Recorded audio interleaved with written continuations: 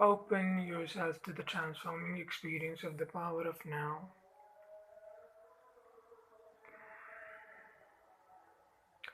Hugely successful and internationally best-selling author Eckhart Tolle guides us through a challenging but extraordinarily rewarding journey to find the power of now.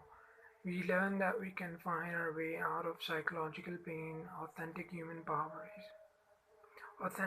power is found by surrendering to the now.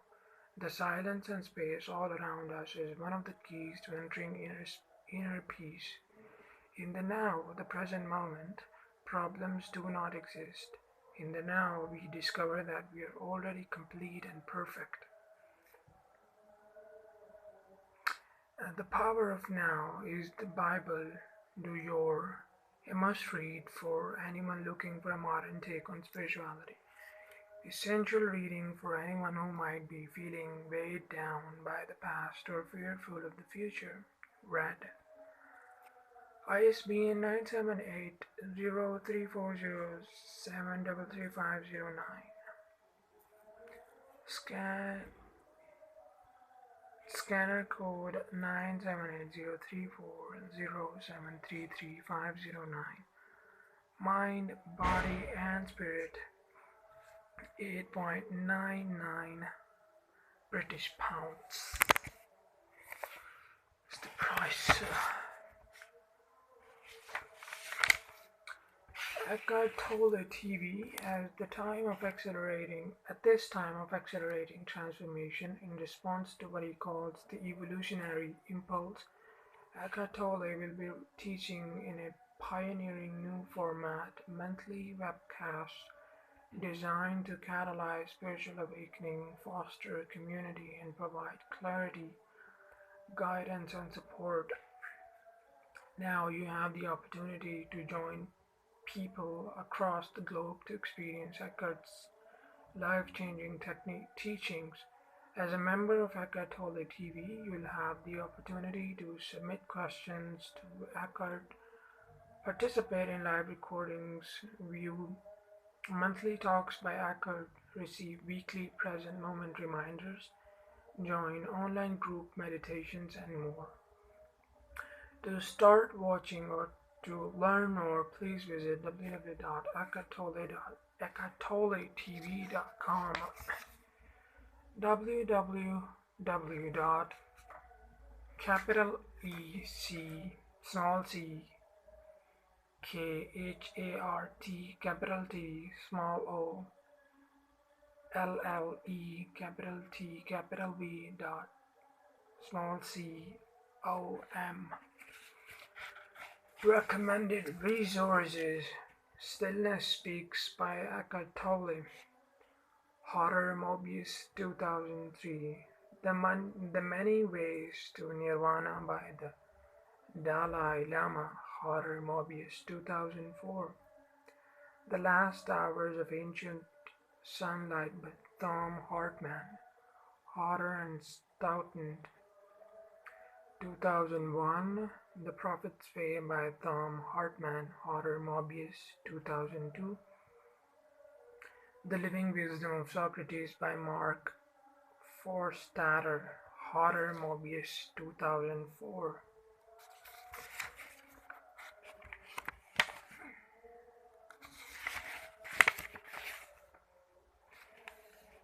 If you enjoyed The Power of Now, we highly recommend the following books and cassettes: Body Mind Mastery: Creating Success in Sport and Life by Dan Millman.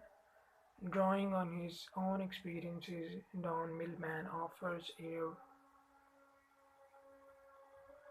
regimen to integrate physical training with psychological growth. The skills this book teaches are applicable in sports and daily life, transforming training into a path of personal growth and spiritual discovery. The checkbook 200 Ways to Balance Your Life by Brett Nicholas and Paul Lowry.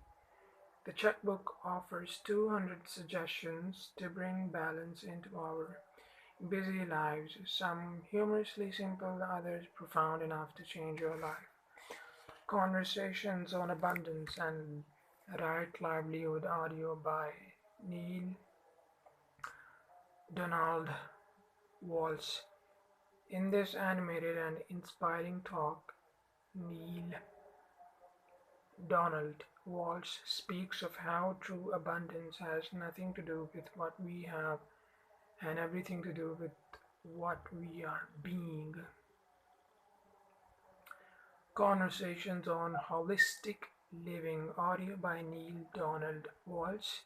In this expansive program, Neil Donald Walsh discusses a wide range of topics, including health, illness, spirituality, life, death, and human sexuality. In listening, we become more inspired and more capable of creating positive changes in our lives. Creating positive change in our lives. Conversations on Relationships audio by Neil Donald Walsh. Here, Neil Donald Walsh gives us some tremendous insight into the purpose of relationship in our lives, explaining that there is nothing to replace relationship with because relationship brings us an experience of ourselves and awareness who we are in a way nothing else can. Available on video as well. Creative Visualization by Shakti Gawain. This pioneering bestseller and perennial favorite helped launch a new movement in the personal growth field. When it was first published 20 years ago, Shakti Gawain's classic guide teaches methods that are practical and easy to incorporate into daily life. Living in the Light, a guide to personal and planetary transformation by Shakti Gawain. In this newly updated version of her classic bestseller, Shakti tackles the importance of listening to our intuition, relying on intuition as a guiding force in our lives, and acknowledging, working with, and embracing our disowned energies. The Seven Spiritual Laws of Success, a practical guide to the fulfillment of your dreams by Deepak Chopra. In the Seven Spiritual Laws of Success, Deepak Chopra distills the essence of his teachings into seven simple yet powerful principles that can easily be applied to create success in all areas of your life. A Visionary Life, Conversations on Personal and Planetary Evolution by Mark Allen. In this book, Mark Allen, author of Visionary Business, turns his attention to the vital process of building a fulfilling life. This book gives readers the simple keys to changing their lives, step by step, helping to first envision and then move toward realizing their deepest dreams and highest aspirations. You can be happy no matter what. 5 Principles for Keeping Life in Perspective by Richard Carlson. Richard Carlson boldly asserts that being happy is not about solving problems. The secret to happiness is deceptively simple. Remove the mental barriers to happiness, one's natural state of being, and inner peace and contentment will follow. The secret to happiness is deceptively simple. Remove the mental barriers to happiness, one's natural state of being, and inner peace and contentment will follow.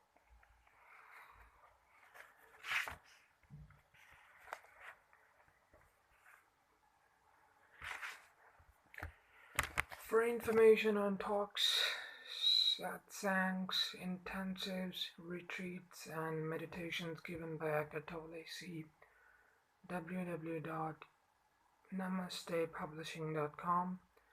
To book Eckhart Tolle for speaking events, contact Namaste Publishing Inc.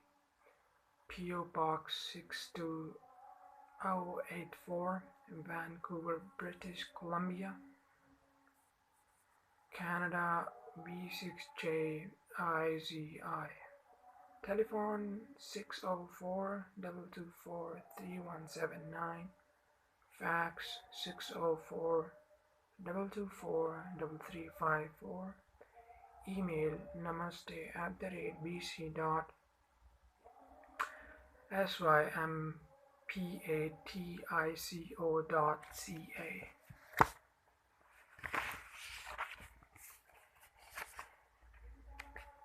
Notes 1.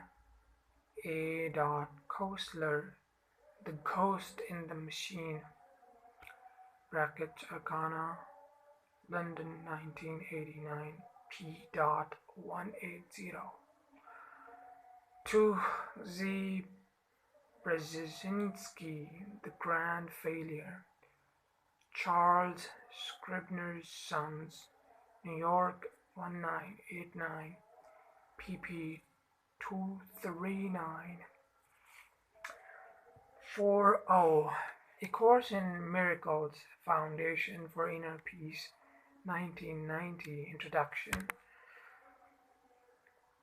4. R. L. Seward, World Military and Social Expenditures, 1996, 16th edition. World Priorities, Washington, D.C., 1996, p. 7.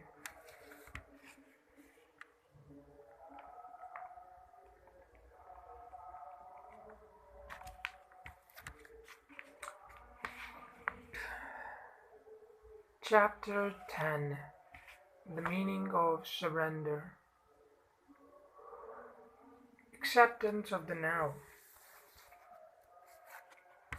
You mentioned surrender a few times. I don't like that idea. It sounds somewhat fatalistic. If we always accept the way things are, we are not going to make any effort to improve them.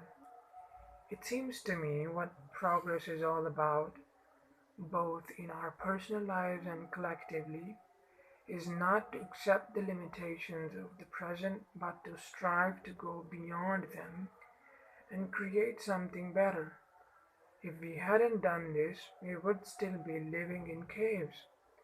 How do you reconcile surrender with changing things and getting things done?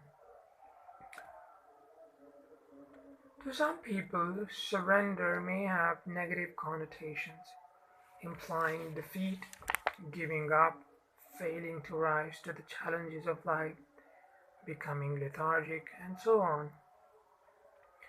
True surrender, however, is something entirely different. It does not mean to passively put up with whatever situation you find yourself in and to do nothing about it, nor does it mean to cease making plans or initiating positive action. Surrender is the simple but profound wisdom of yielding to rather than opposing the flow of life. The only place where you can experience the flow of life is the now. So to surrender is to accept the present moment unconditionally and without reservation. It is to relinquish inner resistance to what is. Inner resistance is to say Inner resistance is to say no to what is through mental judgment and emotional negativity. It becomes particularly pronounced when things go wrong, which means that there is a gap between the demands or rigid expectations of your mind and what is. That is the pain gap. If you have lived long enough, you will know that things go wrong quite often. It is precisely at those times that surrender needs to be practiced if you want to eliminate pain and sorrow from your life Acceptance of what is immediately frees you from mind identification and thus reconnects you with being. Resistance is the mind. Surrender is a purely inner phenomenon. It does not mean that on the outer level you cannot take action and change the situation. In fact, it is not the overall situation that you need to accept when you surrender, but just a tiny segment called the now. For example, if you were stuck in the mud somewhere, you wouldn't say, "Okay, I resign myself to being stuck in the mud." Resignation is not surrender.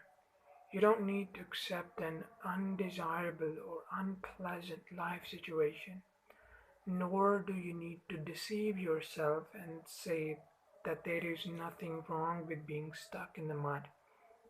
No, you recognize fully that you want to get out of it. You then narrow your attention down to the present moment without mentally labeling it in any way. This means that there is no judgment of the now. Therefore, there is no resistance, no emotional negativity. You accept the isness of this moment. Then you take action and do all that you can to get out of the mud. Such action I call positive action. It is far more effective than negative action, which arises out of anger, despair, or frustration. Until you achieve the desired result, you continue to practice surrender by refraining from labeling the now. Let me give you a visual analogy to illustrate the point I am making. You are walking along a path at night, surrounded by a thick fog, but you have a powerful flashlight that cuts through the fog and creates a narrow, clear space in front of you. The fog is your life situation, which includes past and future. The flashlight is your conscious presence. The clear space is the now.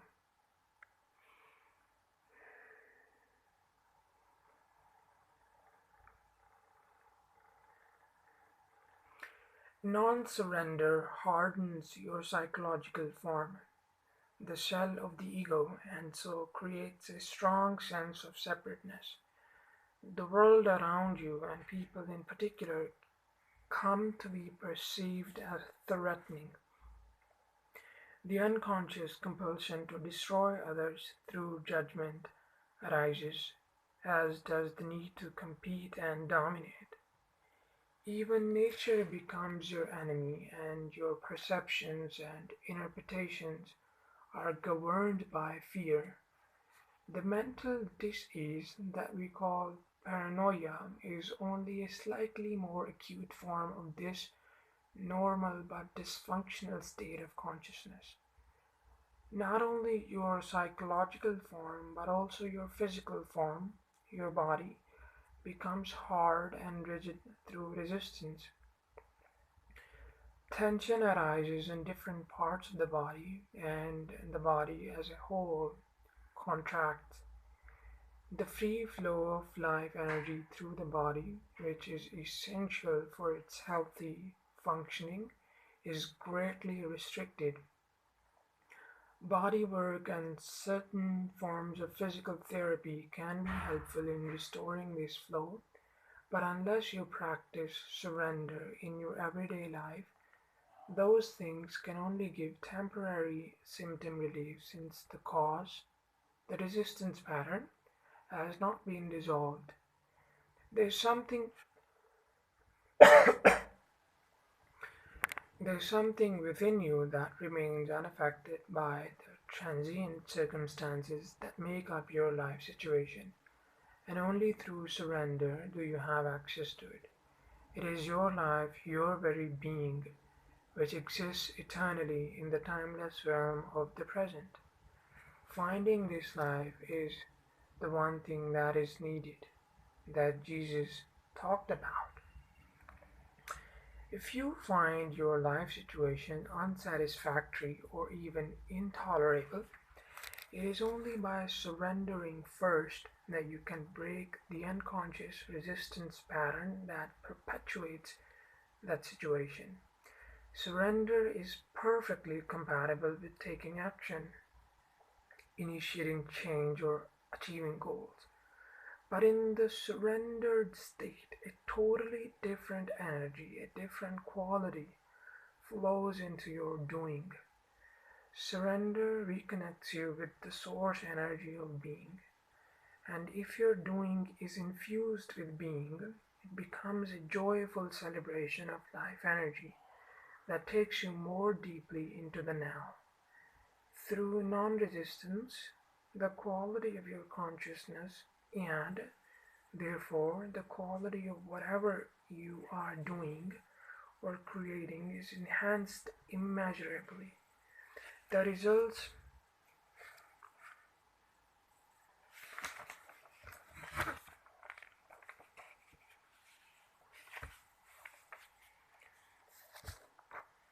then look after themselves and reflect that quality. We could call this surrendered action. It is not work as we have known it for thousands of years. As more humans awaken, the word work is going to disappear from our vocabulary and perhaps a new word will be created to replace it. It is the quality of your consciousness at this moment that is the main determinant of what kind of future you will experience. So to surrender is the most important thing you can do to bring about positive change. Any action you take is secondary. No truly positive action can arise out of an unsurrendered state of consciousness. I can see that if I'm in a situation that is unpleasant or unsatisfactory, and I completely accept the moment as it is, there will be no suffering or unhappiness.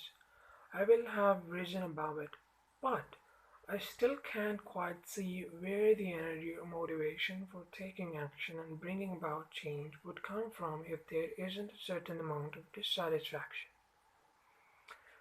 In the state of surrender, you see very clearly what needs to be done, and you take action, doing one thing at a time and focusing on one thing at a time. Learn from nature, see how everything gets accomplished and how the miracle of life unfolds without dissatisfaction or unhappiness. That's why Jesus said, "Look at the lilies, how they grow. They neither toil nor spin." If your overall situation is unsatisfactory or unpleasant, separate out this instant and surrender to what is. That's the flashlight cutting through the fog. Your state of consciousness then ceases to be controlled by external conditions. You are no longer coming from reaction and resistance. Then look at the specifics of the situation. Ask yourself, is there anything I can do to change the situation, improve it, or remove myself from it? If so, you take appropriate action. Focus not on the 100 things that you will or may have to do at some future time, but on the one thing that you can do now. This doesn't mean you should not do any planning. It may well be that planning is the one thing that you can do now. But make sure you don't start to run mental movies, project yourself into the future, and so lose the now. Any action you take may not bear fruit immediately. Until it does, do not resist what is. If there is no action you can take and you cannot remove yourself from the situation either, Then use the situation to make you go more deeply into surrender, more deeply into the now, more deeply into being. When you enter this timeless dimension of the present, change often comes about in strange ways without the need for a great deal of doing on your part.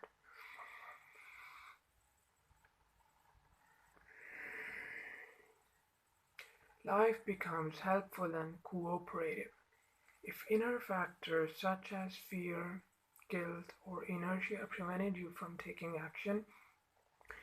They will dissolve in the light of your conscious presence. Do not confuse surrender with an attitude of "I can't be bothered anymore" or "I just don't care anymore." If you look at it closely, you will find that such an attitude is tainted with negativity in the form of hidden resentment, and so is not surrender at all but masked resistance. As you surrender, direct your attention inward to check if there is any trace of resistance left inside you.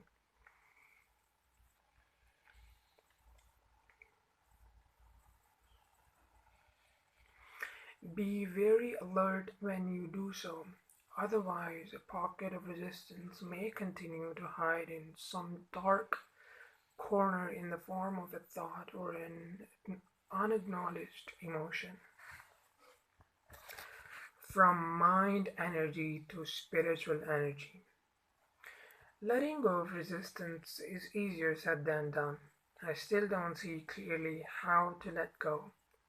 If you say it is by surrendering, the question remains how. Start by acknowledging that there is resistance. Be there when it happens, when the resistance arises.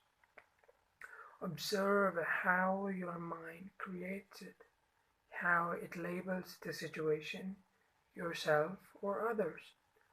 Look at the thought process involved. Feel the energy of the emotion. By witnessing the resistance, you will see that it serves no purpose. By focusing all your attention on the now, the unconscious resistance is made conscious, and that is the end of it. You cannot be conscious and unhappy.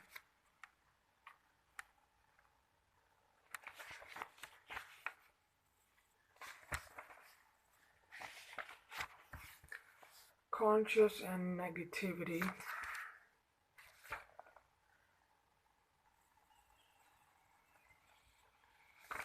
No, you cannot be conscious and unhappy, conscious and in negativity.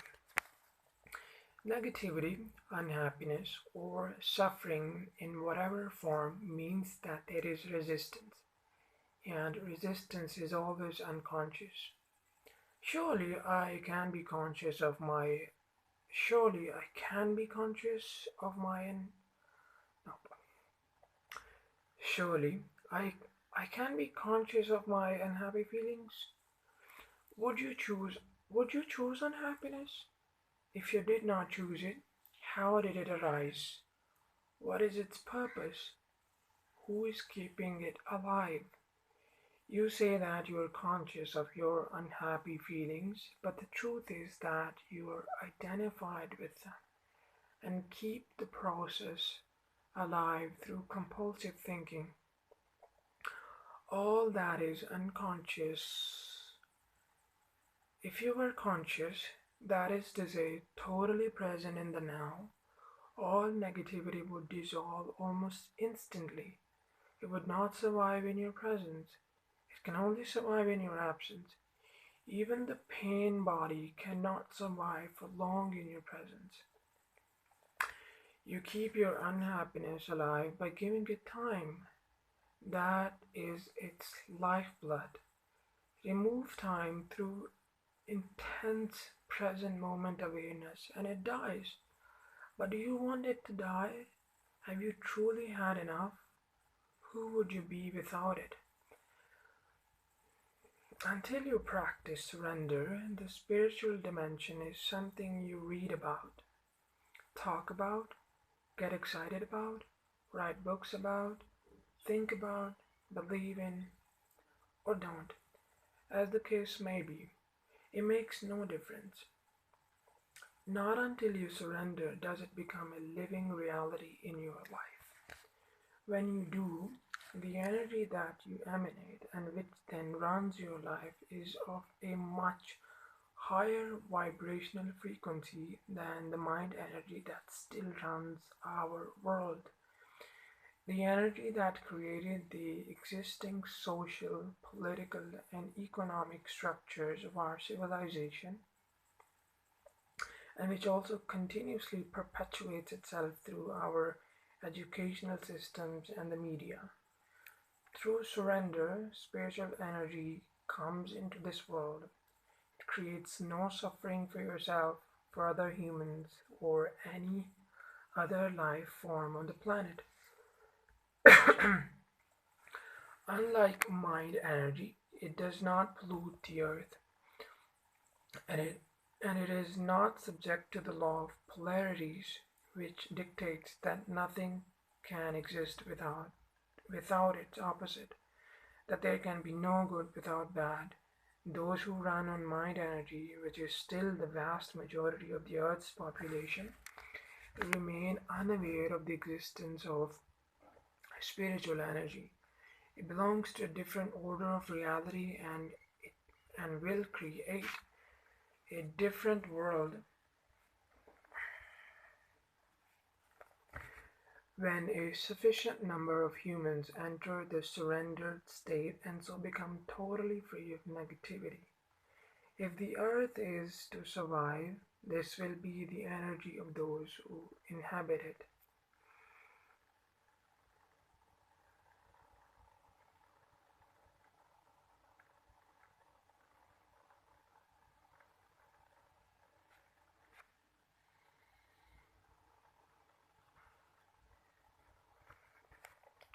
Jesus referred to this energy when he made his famous prophetic statement in the Sermon on the Mount: "Blessed are gentle, they shall have the earth for their possession."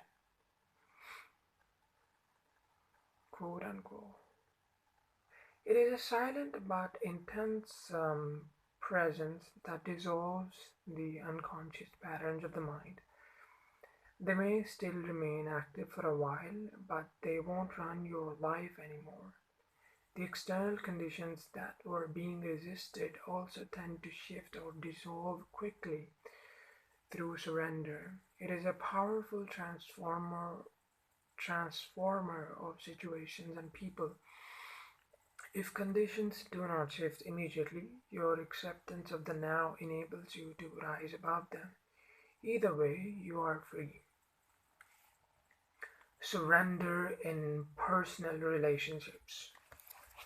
What about people who want to use me, manipulate, or control me? Am I to surrender to them? They are cut off from being, so they unconsciously attempt to get energy and power from you. It is true that only an unconscious person will try to use or manipulate others, but it is equally true that only an unconscious person can be used and manipulated. If you resist or fight unconscious behavior in others, you become unconscious yourself. But surrender doesn't mean that you allow yourself to be used by unconscious people. Not at all. It is perfectly possible to say no firmly and clearly to a person, or to walk away from a situation and be in a state of complete inner non resistance at the same time. When you say no to a person or a situation, let it come not from reaction but from insight, from a clear realization what is right or not right, or what is right or not right for you at that moment. Let it be a non-reactive no. a high quality no, a no that is free of all negativity and so creates no further suffering.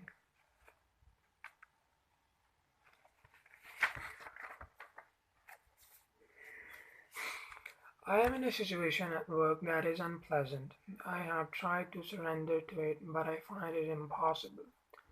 A lot of resistance keeps coming up. If you cannot surrender, take action immediately. Speak up or do something to bring about a change in the situation, or remove yourself from it. Take responsibility for your life. Do not pollute your beautiful, radiant inner being, nor the earth with negativity. Do not give unhappiness in any form whatsoever a dwelling place inside you. If you cannot take action, for example, if you are in prison, then you have two choices left: resistance or surrender, bondage or inner freedom from external conditions, suffering or inner peace. Is non resistance also to be practiced in the external conduct of our lives, such as non resistance to violence, or is it something that just concerns our inner life? You only need to be concerned with the inner aspect. That is primary. Of course, that will also transform the conduct of your outer life, your relationships, and so on.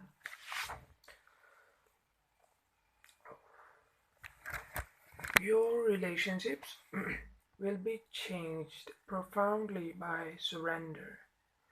If you can never accept what is, by implication, you will not be able to accept anybody the way they are. You will judge, criticize, label, reject, or attempt to change people.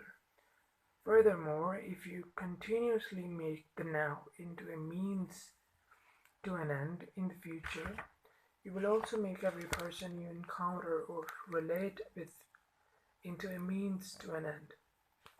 The relationship, the human being, is then of secondary importance to you, or of no importance at all.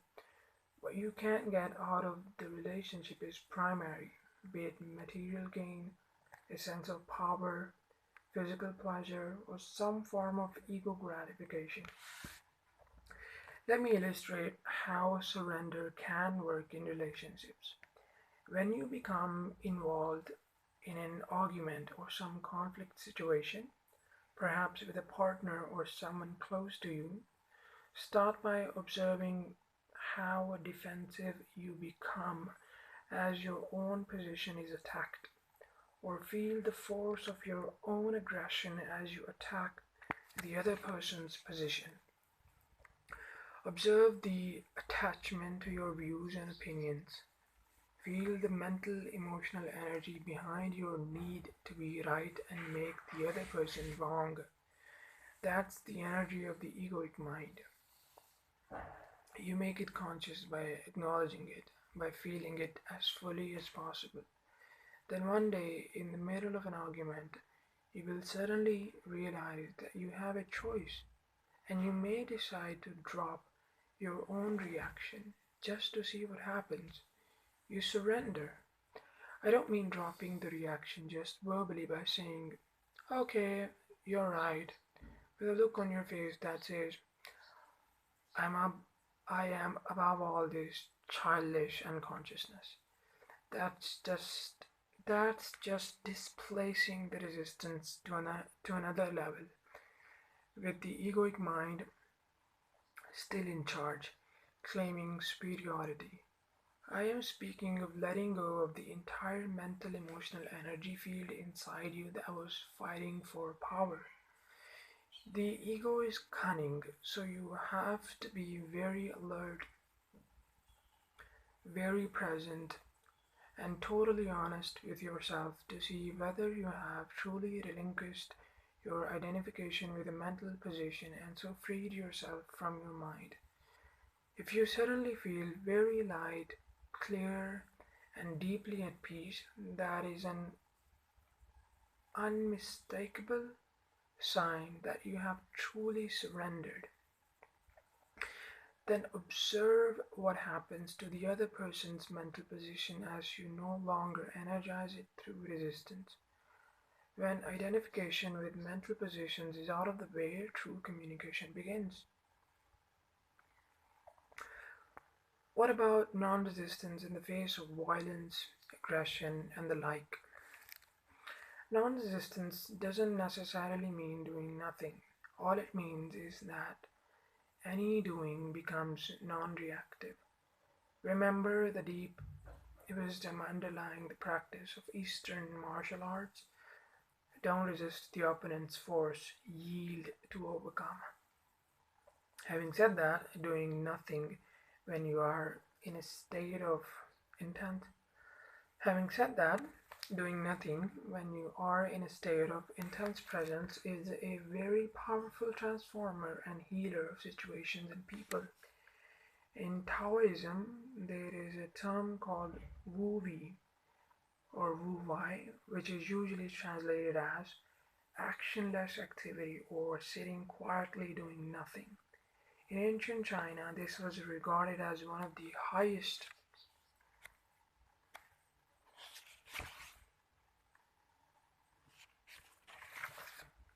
achievements or virtues.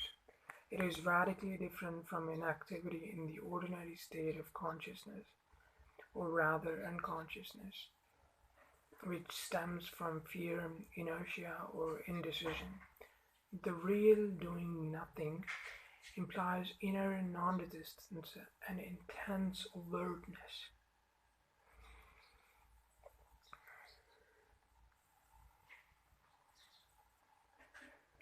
On the other hand, if action is required,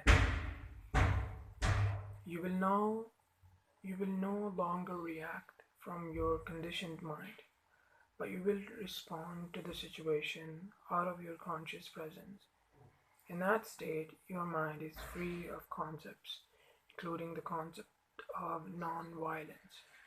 So who can predict what you will do? The ego believes that in your resistance lies your strength, whereas in truth, resistance cuts you off from being, the only place of true power. Resistance is weakness mass and fear masquerading as strength. What the ego sees as weakness is your being in its purity, innocence, and power. What it sees as strength is weakness. So the ego exists in a continuous resistance mode and plays counterfight roles to cover up your weakness. Yeah.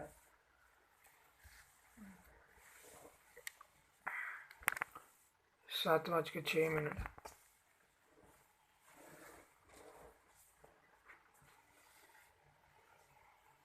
चला आलू सुते ही होंगे laptop पे बड़ी चीजें लेकर है अच्छा हाँ ये चला जाएगी पता नहीं. Until there is surrender, unconscious role playing constitutes a large part of human interaction. In surrender, you no longer need ego defenses and false masks. You become very simple, very real. That's dangerous, says the ego. You'll get hurt, you'll become vulnerable. What the ego doesn't know, of course, is that only through the letting go of resistance, through becoming vulnerable, can you discover your true and essential invulnerability. Transforming illness into enlightenment. If someone is seriously ill and completely accepts their condition and surrenders to the illness, would they not have given up their will to get back to health? The determination to fight the illness would not be there anymore, would it? Surrender is inner acceptance of what is without any reservations. We are talking about your life, this instant, not the conditions or circumstances of your life, not what I call your life situation. We have spoken about this already. With regard to illness, this is what it means. Illness is part of your life situation. As such, it has a past and a future. Past and future form an uninterrupted continuum unless unless the redeeming power of the now is activated through your conscious presence. As you know, underneath the various conditions that make up your life situation, which exists in time, there is something deeper, more essential, your life, your very being in the timeless now. As there are no problems in the now, there is no illness either. The belief in a label that someone attaches to your condition keeps the condition in place, empowers it, and makes it a seemingly solid reality out of a temporary imbalance. It gives it not only reality and solidity, but also a continuity in time that it did not have before. By focusing on this instant and refraining from labeling it mentally, illness is reduced to one or several of these factors: physical pain, weakness, discomfort, or disability. That is that is what you surrender to now. You do not surrender to the idea of quote unquote illness. Allow the suffering to force you into the present moment, into a state of intense conscious presence. Use it for enlightenment. Surrender does not transform what is, at least not directly. Surrender transforms you. When you are transformed, your whole world is transformed, because the world is only a reflection. We spoke about this earlier. If you looked in the mirror and did not like what you saw, you would have to be mad to attack the image in the mirror. That is precisely what you do when you are in a state of non acceptance. And of course, if you attack the image, it attacks you back. If you accept the image, no matter what it is, if you become friendly toward it, it cannot become, it cannot, it cannot not become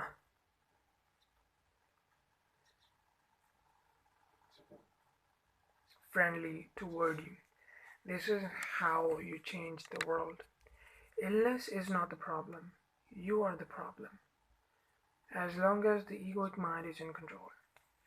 When you are ill or disabled, do not feel that you have failed in some way.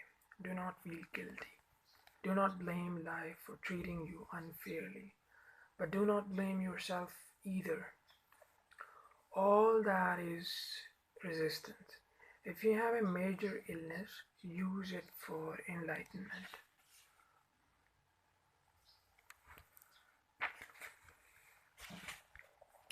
Anything bad that happens in your life, use it for enlightenment. Withdraw time from the illness. Do not give it any past or future. Let it force you into intense present moment awareness and see what happens. Become an alchemist. Transmute base metal into gold, suffering into consciousness, disaster into enlightenment. Are you seriously ill and feeling angry now about what I have just said? Then that is a clear sign that the illness has become part of your sense of self and that you are now protecting your identity as well as protecting the illness. The condition that is labeled illness, quote unquote illness, has nothing to do with who you truly are. Okay. When disaster strikes, as far as the still unconscious majority of the population is concerned, only a critical limit situation has the potential to crack the hard shell of the ego and force them into surrender and so into the awakened state. A limit situation arises when, through some disaster, drastic upheaval, deep loss, or suffering, your whole world is shattered and doesn't make sense anymore. It is an encounter with death, be it physical or psychological. The egoic mind, the creator of this world, collapses. Out of the out of the ashes of the old world, a new world can then come into being. There is no guarantee, of course, that even a limit situation will do it, but the potential is always there. Some people's resistance some people has resistance to what is. Nope. Some people resistance to what is even intensifies in such a situation, and so it becomes a descent into hell. In others, there may only be partial surrender, but even that will give them a certain depth and serenity that were not there before. Parts of the ego shall break off, and this allows small amounts of the radiance and peace that lie beyond the mind to shine through. Limit situations have produced many miracles. There have been murderers in death row waiting. No, there have been murderers in death row waiting for execution who, in the last few hours of their lives, experienced the egoless state and the deep joy and peace that come with it. The inner resistance to the situation that found themselves in the inner resistance to the situation they found themselves in became so intense as to produce unbearable suffering, and there was nowhere to run and nothing to do to escape it, not even a mind projected future. So they were forced into complete acceptance of the unacceptable. They were forced into surrender. In this way, they were able to enter the state of grace, which comes with which comes redemption, complete release from the past. Of course, it is not really the limit situation that makes room for the miracle of grace and redemption, but the act of surrender. So, whenever any kind of disaster strikes or something goes seriously wrong, illness, disability, loss of home or fortune, or loss of home or fortune, or of a socially defined identity, breakup of a close relationship, death or suffering of a loved one, death or suffering of a loved one, or your own impending death, know that there is another side to it, that you are just one step away from something incredible, a complete alchemical transmutation of the base metal of pain and suffering into gold. That one step is called surrender. I do not mean to say that you will become happy in such a situation, you will not, but fear and pain will become transmuted into an inner peace and serenity that come from a very deep place, from the unmanifested itself. It is the peace of God which passes all understandings. Compared to that, happiness is quite a shallow thing. With this radiant peace comes the realization, not on the level of mind, but within the depth of your being, that you are indestructible, immortal. This is not a belief, it is absolute certainty that needs no external evidence or proof from some secondary source.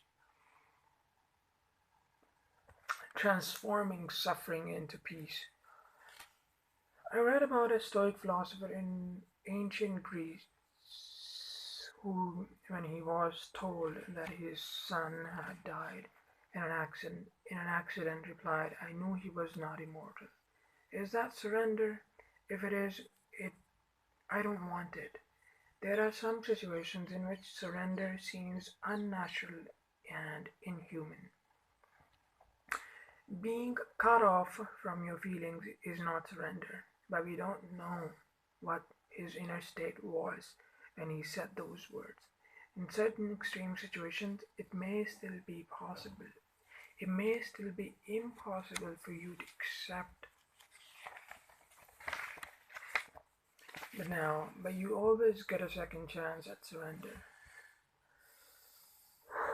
Your first chance is to surrender each moment to the reality of that moment, knowing that what is cannot be undone because it already is. You say yes to what is or accept what isn't.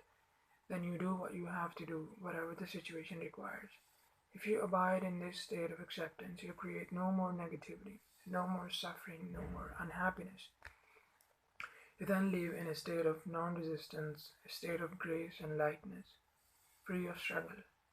Whenever you are unable to do that, whenever you miss that chance, either because you're not generating enough conscious presence to prevent some habitual and unconscious resistance pattern from arising, because the condition is so extreme as to be absolutely unacceptable to you, then then you are creating some form of pain, some form of suffering. It may look as if the situation is creating the suffering, but ultimately this is not so. Your resistance is. Now, here is your second chance at surrender. If you cannot accept what is outside, then accept what is inside. What is inside. If you cannot accept the external condition, accept the internal condition.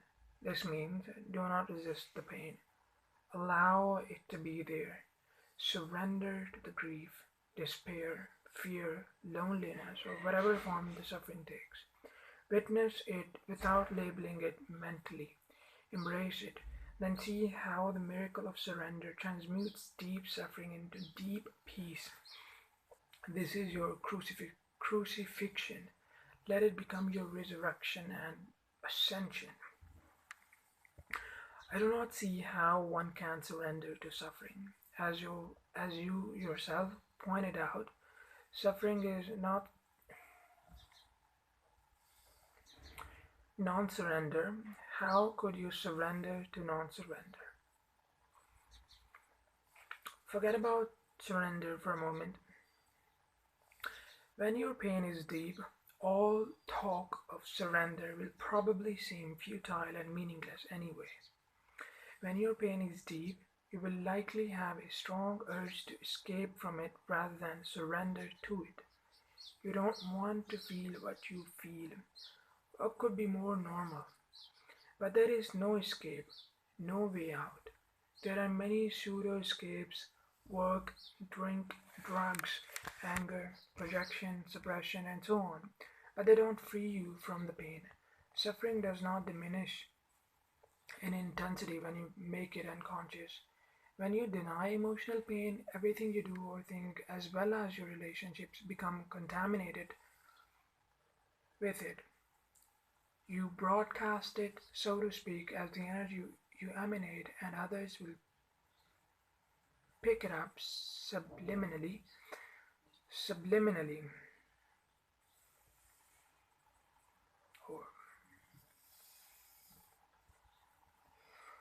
Or I don't know, subliminally.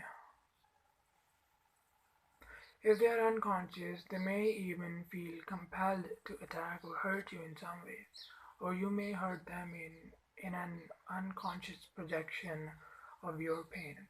You attract and manifest whatever corresponds to your inner state. When there is no way out, there is still always a way through.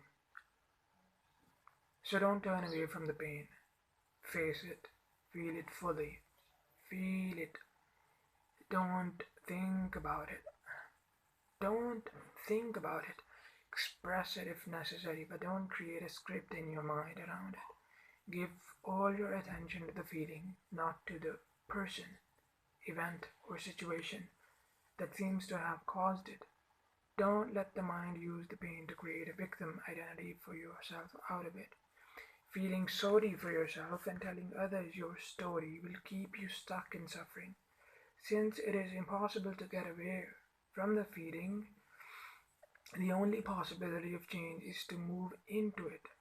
Otherwise, nothing will shift. So give your complete attention to what you feel and refrain from mentally labeling it. As you go into the feeling, be intensely alert. At first, it may seem like a dark and terrifying place, and when the urge to turn away from it comes, observe it but don't act on it. Keep putting your attention on the pain. Keep feeling the grief, the fear, the dread, the loneliness, whatever it is. Stay alert, stay present, present with your whole being, with every cell of your body. As you do so, you are bringing a light into this darkness. This is the flame of your consciousness. At this stage, you don't need to be concerned with surrender anymore. It has happened already. How? Full attention is full acceptance, is surrender. By giving full attention, you use the power of the now, which is the power of your presence. No hidden pocket of resistance can survive in it. Presence removes time. Without time, no suffering, no negativity can survive. The acceptance of suffering is a journey into death. Facing deep pain, allowing it to be, taking your attention into it, is to enter death consciously. When you have died this death, you realize that there is no death, and there is nothing to fear. Only the ego dies. Imagine a ray of sunlight that has forgotten it is an inseparable part of the sun and deluded itself into believing it has to fight for survival and create and cling to an identity other than the sun. Would the death of this delusion not be incredibly liberating? Do you want an easy death? Would you rather die without pain, without agony, than die to the past every moment and let the light of your presence shine away the heavy, time-bound self you thought of as you?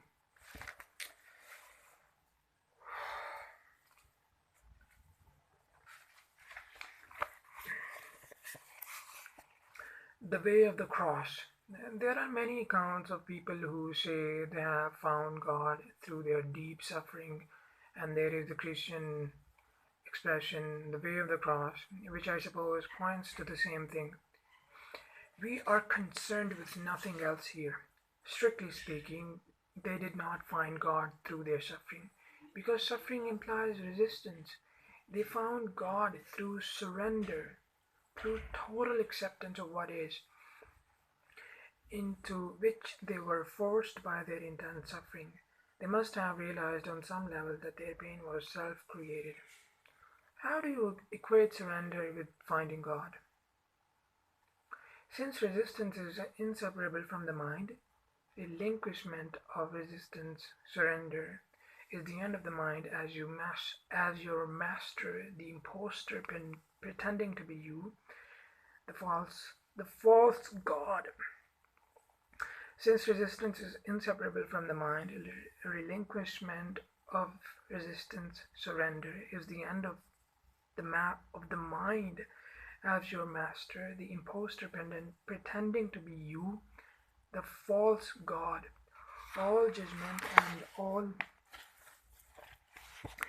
negativity dissolve. The realm of being, which had been obscured by the mind, then opens up. Suddenly a great stillness arises within you, an unfathomable sense of peace. And within that peace there is great joy, and within that joy there is love. And at the innermost core there is the sacred, the immeasurable, that which cannot be named. I don't call it finding God, because how can you find that which was never lost, the very life that you are? The word God is limiting, not only because of thousands of years of misperception and misuse, but also because it implies an entity other than you. God is being itself. not a being. There can be no subject-object relationship here, no duality, no you and God. God realization is the most natural thing there is. The amazing and incomprehensible fact is not that you can become conscious of God, but that you are not conscious of God. The way of the cross that you mentioned is the old way to enlightenment, and until recently it was the only way. But don't dismiss it or underestimate its efficacy, it still works. The way of the cross is a complete reversal. It means that the worst thing in your life, your cross, turns into the best thing that ever happened to you by forcing you into surrender, into death, forcing you to become as nothing, to become as God. Because God, too, is no thing, is no thing. At this time, as far as the unconscious majority of humans is concerned, the way of the cross is still the only way. They will only awaken through further suffering, and enlightenment as a collective phenomenon will be predictably preceded by vast upheavals. This process reflects the workings of certain universal laws that govern the growth of consciousness and thus was foreseen by some seers. It is described among other places in the book of Revelation or Apocalypse, though cloaked in obscure and sometimes impenetrable symbology. This suffering is inflicted not by God, but by humans on themselves and on each other as well as by certain defensive measures that the earth, which is a living, intelligent organism, is going to take to protect herself from the onslaught of human madness. However, there is a growing number of humans alive today whose consciousness is sufficiently evolved not to need any more suffering before the realization of enlightenment. You may be one of them. Enlightenment through suffering, the way of the cross, means to be forced into the kingdom of heaven, kicking and screaming. You finally surrender because you can't stand the pain anymore. But the pain could go on for a long time until this happens. Enlightenment, consciously chosen, means to relinquish your attachment to past and future and to make the now the main focus of your life. It means choosing to dwell in the state of presence rather than in time. It means saying yes to what is. You then don't need pain anymore. How much more time do you think you will need before you are able to say, I will create no more pain, no more suffering? How much more time do you think you will need before you are able to say, I will create no more pain, no more suffering? How much more pain do you need before you can make that choice? If you think that you need more time, you'll get more time and more pain. Time and pain are inseparable. The power to choose. What about all those people who, it seems, actually want to suffer? I have a friend whose partner is physically abusive toward her and her previous relationship was of a similar kind. Why does she choose such men and why is she refusing to get out of that situation now? Why do so many people actually choose pain? I know that the word choose is a favorite new age term, but it isn't entirely accurate in this context. It is misleading to say that somebody chose a dysfunctional relationship or any other negative situation in his or her life. Choice implies consciousness, a high degree of consciousness. Without it, you have no choice. Choice begins the moment you disidentify from the mind and its conditioned patterns. The moment you become present, until you reach that point, you are unconscious, spiritually speaking. This means that you are compelled to think, feel, and act in certain ways according to the conditioning of your mind. That is why Jesus said, forgive them, for they know not what they do. This is not related to intelligence in the conventional sense of the word. I have met many highly intelligent and educated people who were also completely unconscious, which is to say, completely identified with their mind. In fact, if mental development increased knowledge are not counterbalanced by corresponding growth in consciousness, the potential for unhappiness and disaster is very great. Your friend is stuck in a relationship with an abusive partner and not for the first time. Why? No choice. The mind, conditioned as it is by the past, always seeks to recreate what it knows and is familiar with. Even if it is painful, at least it is familiar. The mind always adheres to the known. The unknown is dangerous because it has no control over it. That's why the mind dislikes and ignores the present moment.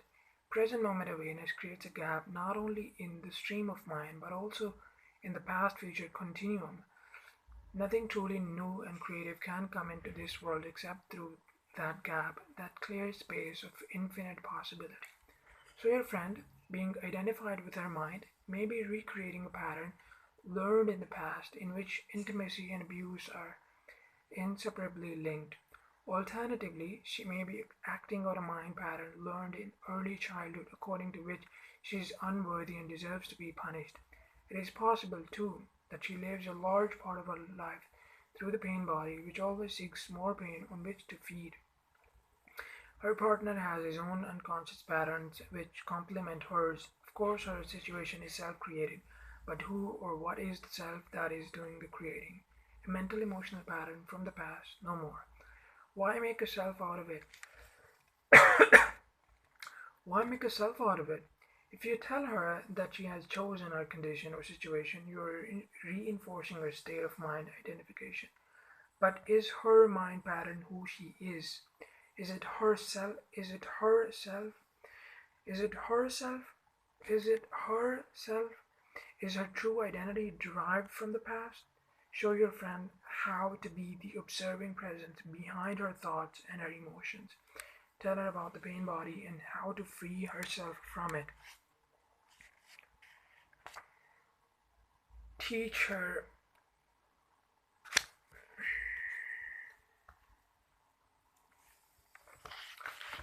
the art of inner body awareness. Demonstrate to her the meaning of presence. As soon as she is able to access the power of the now and thereby break through her conditioned past, she will have a choice. Nobody chooses dysfunction, conflict, pain. Nobody chooses insanity. They happen because there is not enough presence in you to dissolve the past, not enough light to dispel the darkness. You are not fully here. You have not quite woken up yet. In the meantime, the conditioned mind is running your life. Similarly, if you are one of the many people who have an issue with their parents, if you still harbor resentment about something they did or did not do, then you still believe that they had a choice, that they could have acted differently. It always looks as if people had a choice, but that is an illusion. As long as your mind with its conditioned patterns runs your life, as long as you are your mind, what choice do you have? None. You're not even there. The mind identified state is severely dysfunctional. It is a form of insanity. Almost everyone is suffering from this illness in varying degrees. The moment you realize this, there can be no more resentment. How can you resent someone's illness? The only appropriate response is compassion. So that means nobody is responsible for what they do? I don't like that idea. If you're run by your mind, although you have no choice, you will still suffer the consequences of your unconsciousness, and you will create further suffering. You will bear the burden of fear, conflict, problems, and pain. The suffering thus created will eventually force you out of your unconscious state. What you say about choice also applies to forgiveness, I suppose. You need to be fully conscious and surrender before you can forgive.